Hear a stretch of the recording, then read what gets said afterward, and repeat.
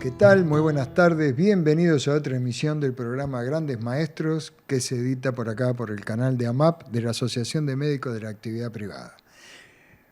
Con mi compañero, el doctor Luis Japas, que hoy vino recargado. Hoy tenemos un personaje que se ve que lo ha tocado en la fibra porque lo ha investigado hasta cosas que uno ni se imaginaba, ¿no? ¿Qué tal? ¿Cómo estás, Luis? Buenas tardes, Luis. Muy bien, muy bien. Sí. Hoy tenemos al doctor... Como adelantamos la vez pasada, el doctor Juan Vialet Macé. Sí, bueno, pero... Mucho gusto. Mucho gusto. Pero, ¿por qué no profundizamos un poquito? Porque bueno, yo, por ejemplo, leí sobre Vialet Macé, sí, pero no sabía que se había cambiado el nombre. Bueno, claro. Explícalo vos, que por ahí buceaste sobre todo eso y tenés mucha data. Bueno, lo primero que quiero decir es que él no nació en Argentina. Nosotros hemos estudiado grandes maestros, algunos nacieron en la época del virreinato o anteriormente, pero él no nació en el Río de la Plata. Él nació en Cataluña, en un poblado llamado Argentona. Argentona, que queda a unos 30 kilómetros de la ciudad de Barcelona. Él nació el 19 de junio de 1846. Con otro nombre. Nosotros lo conocemos como Juan Vialet Macé, pero su nombre original era Joan Paulino Manuel Batlle Mas. Batlle por parte de padre y Mas por parte de madre. Él estudió medicina en la Universidad de Madrid y participó activamente en el movimiento cívico como estudiante y como profesional en lo que se dio a llamar la Primera República Española, un periodo donde en Europa nacían estas ideas liberales y de este movimiento que derrocó de alguna manera a la reina Isabel II con la idea de dar comienzo a una república, a un Estado democrático y contribuyendo a lo que fue la primera constitución liberal y democrática. Lamentablemente este movimiento duró muy poco, él pasó a ser un perseguido político y eso lo llevó a tener que emigrar. Pero déjame de contarte que él se casó en España, estando en España todavía, tuvo un hijo con la esposa que se llamaba Alfrida Calvo, que falleció tempranamente, y cuando él huye a la Argentina, por razones políticas, deja a su hijo Carlos al cuidado de su propia madre, o sea, la abuela de Carlos, a quien nunca más volverá a ver. Vialet Macé llega a la Argentina y, por supuesto, por razones políticas y para evitar persecuciones, cambia su nombre y en lugar de Joan Paulino Manuel Batlle Mas, se llama Juan Vialet Macé, una pequeña modificación de su nombre original. Y esto generó que durante mucho tiempo no se conociera demasiado de su historia en España, porque cuando los historiadores o los investigadores lo buscaban allá, claro, no existía ningún iban Juan a buscar a Vialet Macé en lugar de buscar a... Exactamente. Así que estos, incluso su lugar de nacimiento y todo eso, es un descubrimiento de los años recientes. Así que él no es argentino, es argentonino. El gentilicio de los que nacieron en Argentona es argentonino. Llega en 1873 a Buenos Aires. Ahí hace su presentación de su título de médico a que fuera el ministro de Justicia en ese momento, el doctor Bonifacio Lastra, con quien entabla una muy buena amistad. Evidentemente, Vialet era un hombre de una gran formación académica, y el doctor Bonifacio Lastra le consigue su primer trabajo transitorio en el Diario de la Prensa y posteriormente, por contactos que él tenía, lo envía a Mendoza, donde pasa a desempeñarse como profesor de anatomía en un colegio nacional de Mendoza y llega a ser vicerrector de ese vicedirector del colegio. Al año conoce a quien fuera su segunda esposa en nuestro país, Zulema Laprida, con quien se casa y tiene 9 hijos. Zulema Laprida era la nieta de Francisco Narciso Laprida, Sí. El presidente de la... Acá está Zulema Laprida, junto a Vialet Macé. Como decía, era la nieta de Francisco Narciso Laprida, el presidente de la junta que declaró la independencia en Tucumán en 1816. Y es por eso que ella elige el día como fecha de casamiento un 9 de julio de 1874. Siendo docente de anatomía, no solamente en Mendoza, sino también en Córdoba y en La Rioja, en otros colegios, escribe su primera obra escrita acá en nuestro país, que es Nociones de Anatomía, Fisiología e Higiene. Una obra que es pionera. Porque no, a ver, acá tenemos la fotografía de la obra. ¿Él era profesor, dijiste, en Córdoba? Comienza siendo en Mendoza, pero rápidamente se lo recomiendan y pasa a ser también docente en Córdoba y en La Rioja. O sea que también se la pasaba viajando. Se la pasaba viajando, exactamente. Un hombre muy... activo. Sí, con la típica flema catalana, exactamente. Escribe, como te decía, esta obra, Lecciones de Anatomía, Fisiología, que estaba dedicada a los estudiantes secundarios. Y hace también un compendio de Anatomía, Fisiología e Higiene que saca su segundo tomo al año siguiente. Impulsado por su amigo Bonifacio Lastra, que conocía al doctor Martín Lucero, que fue fundador y rector de la Universidad de Córdoba, le proponen hacerse cargo de la Cátedra de Medicina Legal. Él se excusa diciendo que no tenía los conocimientos suficientes, no como médico, sino como legista, para hacerse cargo. Pero le insisten tanto que él acuerda primero estudiar abogacía y por su condición de médico le permiten hacer la carrera sin necesidad de cursarla y se recibe en 20 meses de abogado. A partir de lo cual elabora durante un año la currícula de la cátedra y se desempeña posteriormente como jefe de cátedra, como titular de la Cátedra de Medicina Legal y Toxicología de la Universidad de Córdoba. Es decir, a partir de 1879, cuando él se recibe de abogado, se desempeñaba como docente de los colegios, docente de cátedra, médico y empieza también a trabajar como abogado.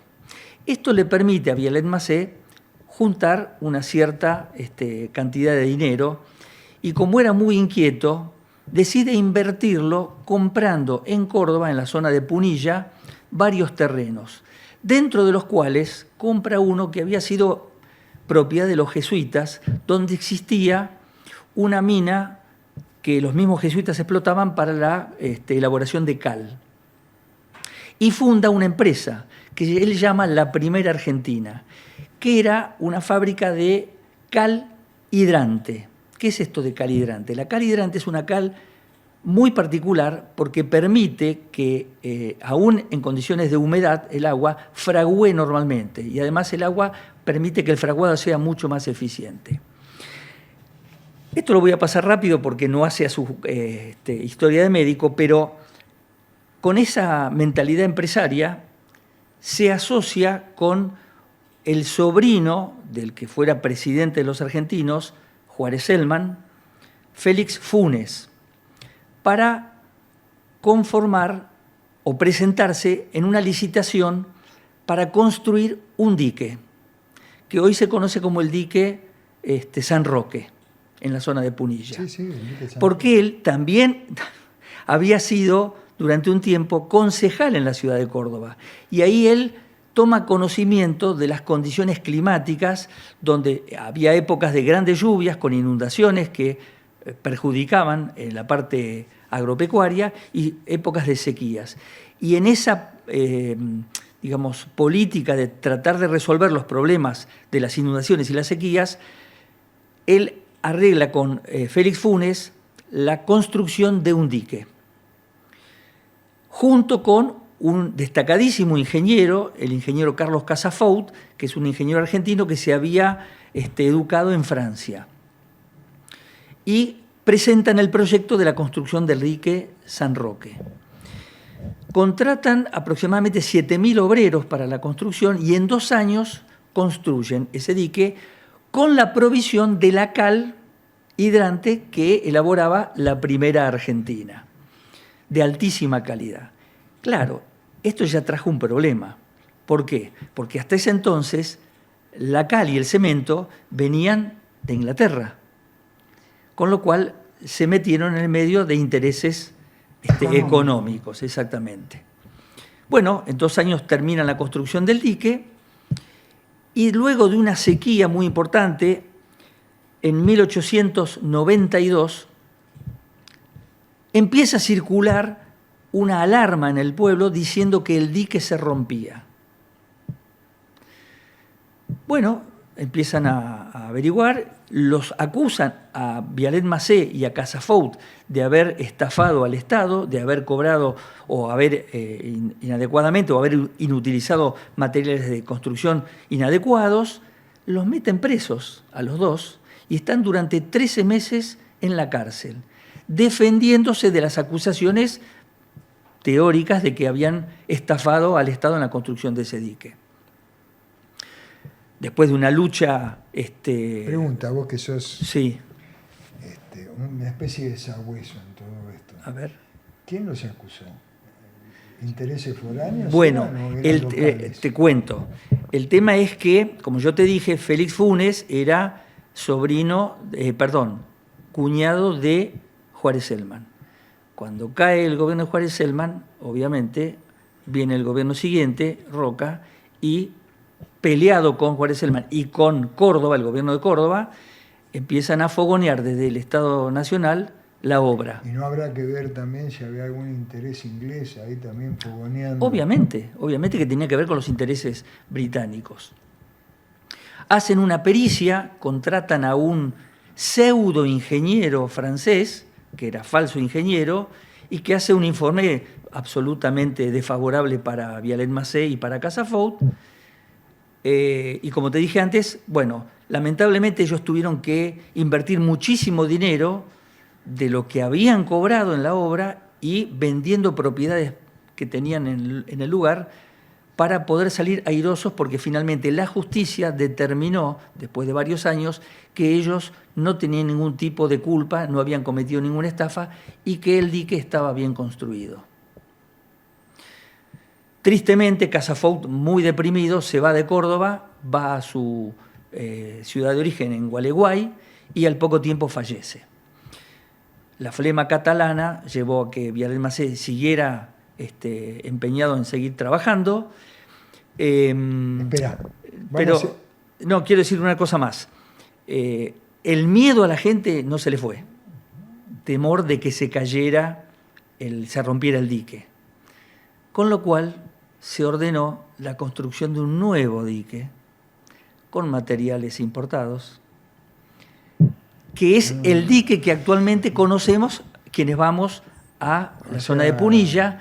El dique que vemos en el Valle de Punilla es el que se construyó finalmente en 1944, suponiendo que el de Vialet Macé y Casafaut estaba mal construido.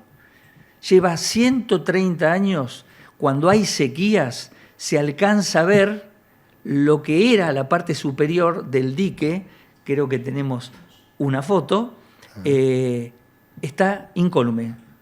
Más de 130 años y el dique construido por Vialet Macé y Casafaut nunca se rompió. Lo cual habla muy bien de... Este es el viejo dique, el original, el que construyeron con Casafaut, que es el que se denunció que se podía caer. Es más, te cuento una cosa más. Cuando construyen el nuevo, ordenan dinamitar el viejo, no pudieron. Y después de varias explosiones dijeron, bueno, paren, porque si no vamos a tener problemas para levantar el muro del que vamos a hacer nosotros, que está a 100 metros del dique original. Creo que hay una foto, Hernán, donde se ve en la sequía, mucho, está en color, ahí está. Vos fíjate, eso que señala la manito es el antiguo dique.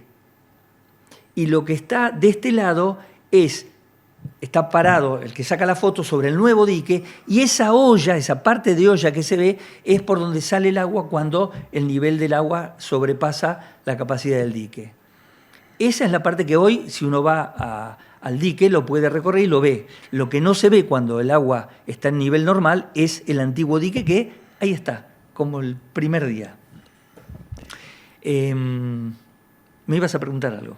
Sí, no, en realidad no te iba a preguntar algo, te iba a decir que está todo tan interesante, que tal si le damos 2 minutitos para que se acomoden, para que vayan a buscar un té, y seguimos, Bueno. porque es muy interesante la historia de Vialet Macé, y también es muy Bien. interesante esto que vos estás contando, porque este reflejo del pasado no deja de ser también como destello de lo que es nuestra justicia, las denuncias y un montón de cuestiones, porque si vos mismo estás diciendo que el dique que se construyó hace 100 y pico de años aún está en columna, Sí. o sea, lo que hoy llaman fake news o llaman la mentira usada en política, en este caso también se usó contra Vialet Macé y Casafou. Casafou. Exactamente. Y es más, algunos consideran este caso como el primer caso de lawfare.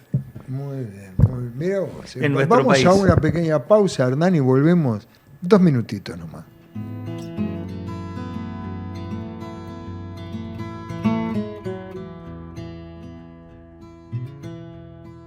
Osmédica, la obra social de los médicos. ¿Estás buscando una obra social que realmente entienda tus necesidades? Te invitamos a ser parte de Osmédica. Delegaciones en todo el país. Amplia cartilla médica. Centros médicos propios con tecnología de vanguardia y gestionados por médicos de trayectoria. Siempre cerca tuyo porque tu salud es nuestra prioridad. Sumate hoy mismo. Visita nuestra página web para más información. Encontranos en redes sociales como @osmedicaoficial. Afiliate y experimenta un servicio diseñado para tu bienestar. AMUMAP, la mutual de los médicos de la actividad privada. Una mutual abierta a toda la comunidad que ofrece ayudas económicas, descuentos en turismo, proveeduría, beneficios en seguros y mucho más.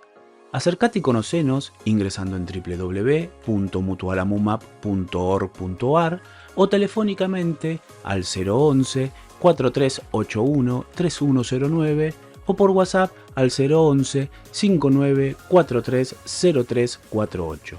Seguinos en nuestras redes sociales, Instagram @mumapmutual o por Facebook @mumap. Asociate a nuestra mutual. FEMédica, medicina hecha por médicos. Cartilla con libre elección de profesionales, los más importantes centros de diagnóstico y tratamiento, cobertura odontológica en urgencias y tratamientos, internación, cirugías y terapia intensiva, urgencias clínicas y psiquiátricas, atención domiciliaria, descuentos del 40, 70 y hasta el 100% en medicaciones según el requerimiento. Contamos con nuestros propios consultorios y todas las especialidades requeridas. 0800 333 3308.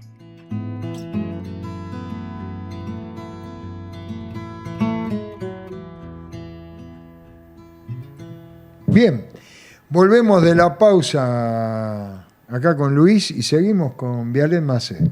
Interesante, el primer caso que ya había ya en el pasado nuestra justicia, digamos, defeccionó en contra de 2 tipos que por ahí eran inocentes, que tuvieron que declararlo inocente después de que se tuvieron que gastar todos sus ahorros en su defensa, y si hoy ustedes miran la obra de ellos, después de 100 y pico de años sigue estando parada en el mismo lugar. Ahí.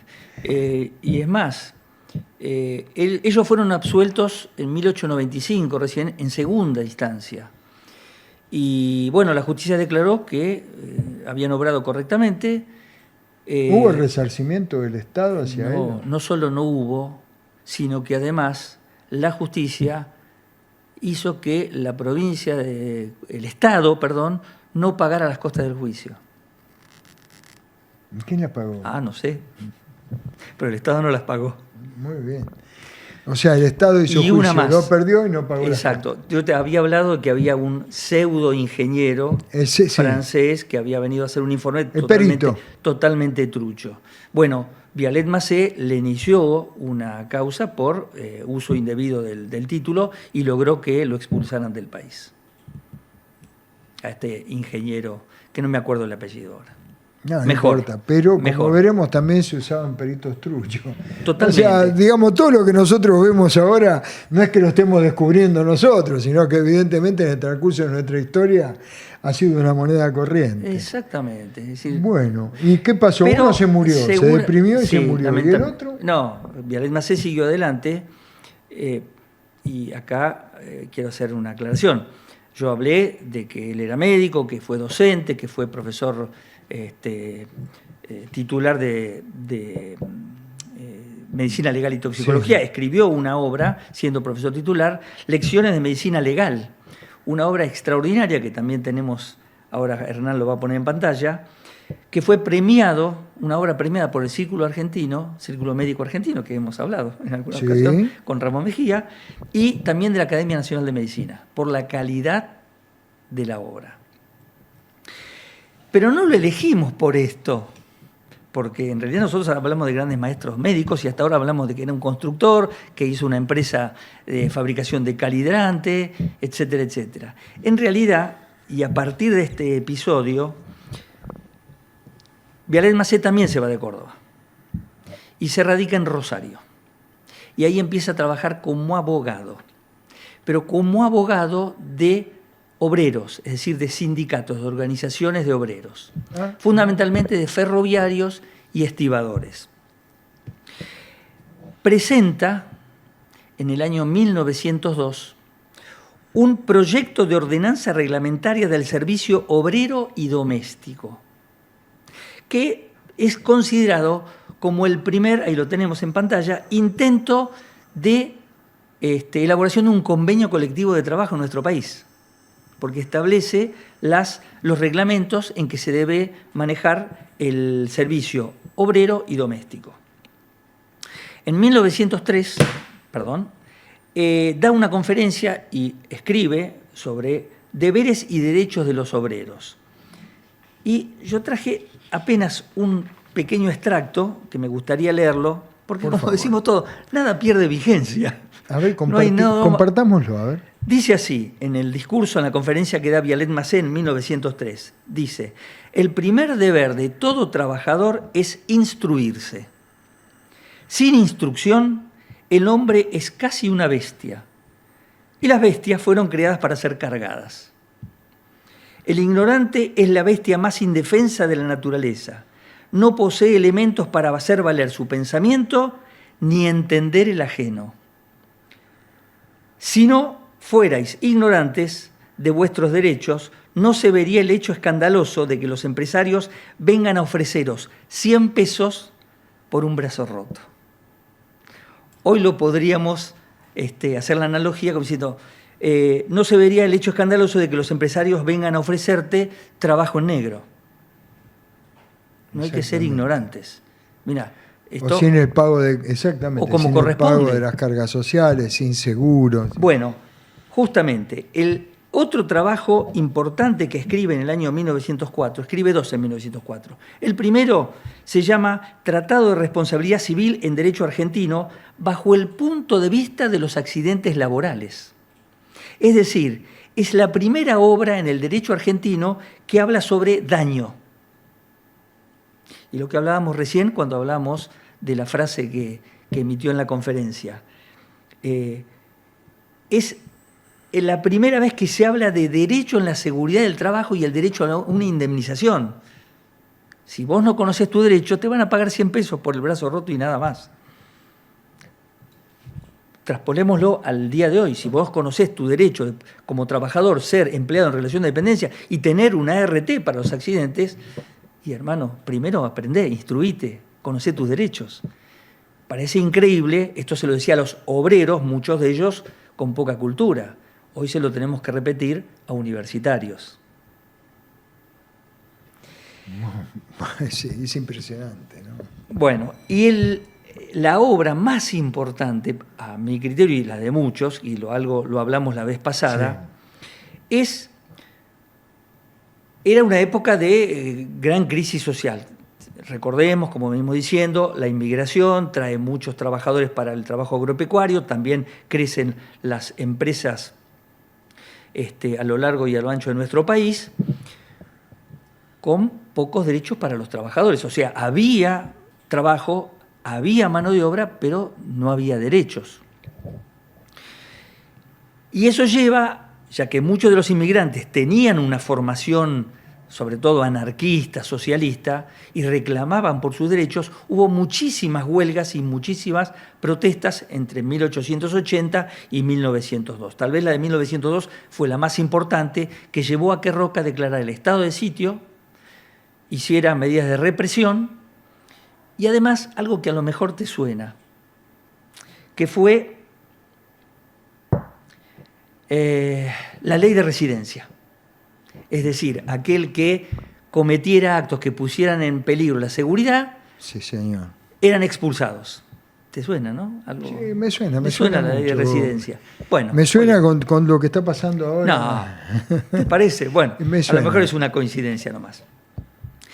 Y para tratar de apaciguar los ánimos, al mismo tiempo que decreta el estado de sitio Roca y toma medidas punitivas, le pide a su ministro del Interior, Joaquín B. González, que haga un estudio de cuáles eran las condiciones laborales reales en el país, porque no existía ningún censo de esto. Y Joaquín B. González, conociendo el prestigio que había tomado Vialet Macé en Rosario, lo convoca y le pide a él que haga un censo de las condiciones laborales en el interior de la República Argentina. Vialet Macé lo acepta y recorre a pie, en sulky, a caballo y en tren, distintas provincias: Entre Ríos, Corrientes, Santa Fe, Córdoba, La Rioja, Tucumán, Chaco, Salta, Jujuy. Y hace un relevamiento de las condiciones de trabajo, de clima, de salud, de remuneración, trabajo infantil, trabajo de las mujeres. Y arma una obra de 3 tomos de 400 páginas cada una. Y se la presenta a Joaquín B. González. Esa obra se llama Informe sobre el estado de las clases obreras en el interior de la República. La toma Joaquín B. González, llama a un grupo de notables con la idea de elaborar un código de trabajo y elevar un proyecto de ley de normas de trabajo. ¿A qué no sabes qué pasó? A ver, desarmame. ¿Qué puede haber pasado? Le pasó a Pitaluga con las 8 horas laborales. Me imagino que no prosperó la idea. Y los conservadores no les gustó un poco la idea, así que quedó en la nada. Quedó la obra que fue la base de sucesivas leyes posteriores que paulatinamente fueron apareciendo de mejora de las condiciones, por ejemplo, la jornada laboral, por ejemplo, el trabajo nocturno, por ejemplo, el trabajo de las mujeres, el de los niños, que fueron sucediéndose en distintas leyes, pero sobre la base de este trabajo impresionante que hizo el doctor Vialet Macé. Yo quiero preguntarte algo, porque me quedé pensando en algo. Tenía bastante grandeza, si mal no me equivoco, por lo que vos estás planteando, Vialet Macé, porque terminó haciendo el trabajo para un gobierno que fue el de Roca, que fue el gobierno que en primera instancia lo había encarcelado. O sea, tengamos en cuenta, si yo mal no interpreté fechas y lo que vos venís diciendo, este tipo terminó haciéndole un laburo al gobierno de Roca, a través de Joaquín B. González, siendo que el gobierno de Roca, el primero, había sido el que lo había encarcelado bajo la acusación de que habían cometido fraude del Estado, cosa que después no se probó y salieron eximidos de culpa y cargo. Entonces, bastante interesante su hidalguía también, porque otro... es obvio que su formación democrática, con bases socialistas seguramente, o algo de anarquistas que traía de Europa. Lo movió más el amor por la clase obrera, a quien él defendía, que el odio hacia quienes por ahí podían haber actuado. Me interesa resaltar esto que vos estás planteando porque tiene que ver con una cuestión... Sin ninguna duda, y además, no solamente el caso de Viale Macé, yo creo que lo vengo sosteniendo, si algo hicieron los grandes maestros fue salir de la zona de confort, porque se comprometieron por ideales o luchas que no tenían que ver con su situación personal. Y creo que la de él era una situación personal bastante holgada y bastante cómoda. Por supuesto. Económicamente, evidentemente no tenía necesidad de... Pero vos sabés que él, a pesar de eso, es decir, cuando le encargaron el trabajo, y lo hizo y lo presentó, lo criticaron porque justamente le estaba haciendo un favor a la clase conservadora. Es decir, va a ser un trabajo para Roca o para Joaquín B. González. Y los sindicatos le criticaban que él no era partidario, no tenía un partido.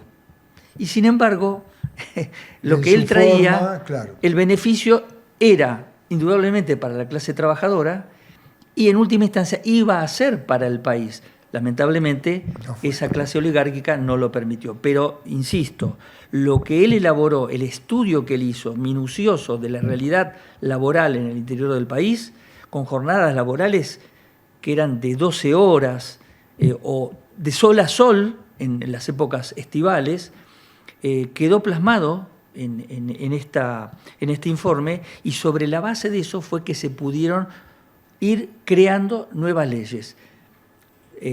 Como te dije, algunas comenzaron, el descanso dominical, no existía el descanso dominical, y él fue el primero, porque además de poder plasmar la realidad, él propuso soluciones para todo eso. Y una de ellas era, por ejemplo, el descanso dominical, 36 horas desde el sábado al mediodía hasta el lunes. Que los niños menores de 14 años no trabajaran, de 14 a 18 que trabajaran 6 horas, que las mujeres no hicieran trabajo nocturno, lo mismo que los niños, que el pago de la remuneración fuera en término, los salarios, porque les pagaban algunos hasta con bonos, vos lo sabés muy bien. La misma empresa les daba bonos para que compraran y la misma los empresa almacenes. Tenía los almacenes. Con lo cual no cobraban nada. Con lo cual era un trueque. Era un modelo, era un modelo de esclavitud. Donde la ley no llegaba, donde el Estado no estaba presente. Así que yo creo que lo consideramos un gran maestro, primero por haber sido médico, y segundo, porque como te digo, fue más allá de su propia profesión, defendió a los trabajadores y sin duda alguna es considerado en nuestro país el precursor de la legislación laboral argentina. Decime una cosa, ¿en algún momento ocupó algún cargo en la Universidad de...? La Plata. Vos sabés que le ofrecieron, por supuesto sus antecedentes y su jerarquía, ser el rector de la Universidad de La Plata. Pero para eso, una exigencia era que renunciara a su nacionalidad española, y él no aceptó renunciar a ser español. O sea, no aceptó. Mantuvo... Exacto. Yo conozco ese caso, porque mi viejo era español. Ajá. Y todas las veces que tuvo las oportunidades tenía que renunciar a la ciudadanía, y mi viejo se murió siendo español. O sea, no, en 87 años, y ahí también, una vez que se vino, nunca más volvió. Vino en el 56, nunca más volvió a su país. A pesar de tener todas las oportunidades que le brindamos para volver, nunca quiso. Claro. O sea, eso lo entiendo porque, bueno, por ahí, ella decía que su patria era acá, pero que no iba a renunciar a su infancia, a su niñez. Claro. Una forma... La verdad, muy interesante. Y decime una cosa. No me preguntes. Sus últimos días, ¿cómo...? No, lamentablemente él falleció el 22 de abril de 1907 a consecuencia de un cáncer de laringe acá en Buenos Aires. Bueno. La verdad que para mí también fue un descubrimiento la vida y obra Sí, de yo Viale había Macé. cosas que no conocía. El informe lo conocía. Seguramente quienes en conozcan... En algún momento, En algún momento, cuando yo daba una materia que tenía que ver con seguridad e higiene, en un momento determinado se trabajaba con el informe de Viale-Macé, y yo tomé conocimiento de Viale-Macé en ese momento, con todo lo que el tipo en ese momento él ya había A pulmón. diagnosticado a pulmón, A pulmón. recorriendo, como decís vos, y sin la ayuda de nadie, ¿no? Así Que el es. tipo había hecho un informe extenso, muy exhaustivo, muy puntual, Así incluso es. para la época. Así es. Seguramente quienes conocen o veranean en Punilla, Hay una localidad, el nombre ¿no? lo han escuchado porque hay una localidad donde él tuvo sus propiedades. Es más, donde todavía queda como único resto de la primera Argentina la chimenea donde fabricaban la cal hidrante. Y declara esa chimenea de esa fábrica de Viale-Macé, que perteneció a él, todavía está como un monumento en una plaza. Mirá vos. Así que quieres, por primera vez, ahí está, mira. ¿Tenés la foto de la...? Yo también traje la foto de la primera Argentina, no sé si ya la pasaste, bien, donde se veía en el fondo esa misma imagen, que quedó como único monumento. Muy, pero muy interesante, la verdad. Mira, ahí está, ¿ves? Ahí Esa está, era la mirá. primera Argentina, la fábrica de cal Allá hidrante, está la y chimenea. allá se ve la chimenea. Exactamente. Bueno, hemos llegado al final del programa. Acá Sí. tenemos a Hernán haciendo señas, parece el penado 14. Bueno, sí. Y antes de irnos, a ver, ¿qué tenés para la semana que viene? Porque vos siempre tenés algo bajo la manga. Me agarras de sorpresa. No, no te agarro de sorpresa. Sí. Yo no creo que a vos te agarre de sorpresa jamás. A ver, ¿a quién puedo elegir? Ya lo tenés. No, te juro que no lo tengo. Tenés que decirlo nada más. No, Soltalo. no. Déjalo ir. Compartámoslo con la gente y compartirlo con nosotros, que también queremos saber quién es.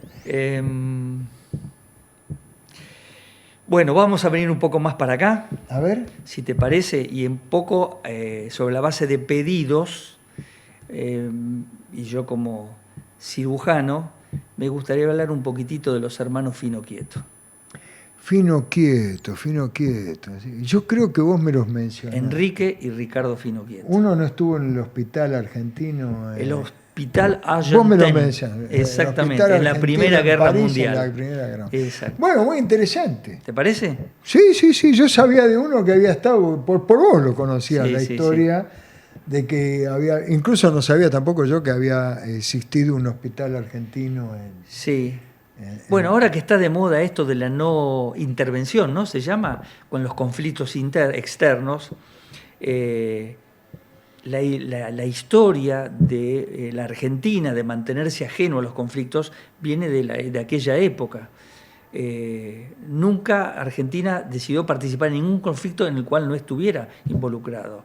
Y producto de ello, Argentina no estuvo en la Primera Guerra Mundial, pero ciudadanos franceses, sobre todo, que residían en nuestro país, y argentinos que residían en Francia, se juntaron para sostener un hospital argentino al cual fueron, entre otros, Enrique Fino Quieto y Pedro Chutro, dos cirujanos de alta talla de nuestro Bueno, país. entonces, Lo vamos a contar la semana próxima. que viene Sí, vamos con los hermanos Fino Quieto. perfecto. Bueno, te agradezco mucho. No, gracias la a verdad, espero que les haya gustado. Nos vemos la semana próxima, Dios mediante.